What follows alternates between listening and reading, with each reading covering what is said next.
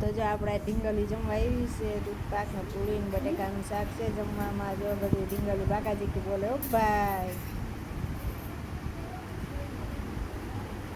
કેવી જમે બધી અમારે ઢીંગલી છે ઢીંગલી.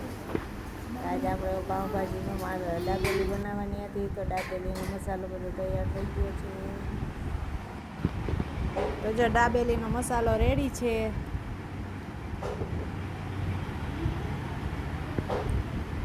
આ આપણે પાઉં પડ્યા છે.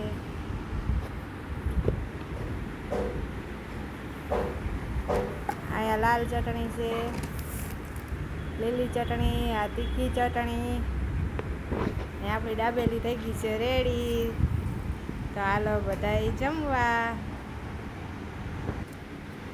જો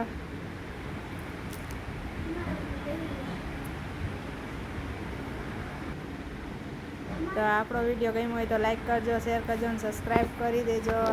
મળીએ એક નવા વિડીયો સાથે.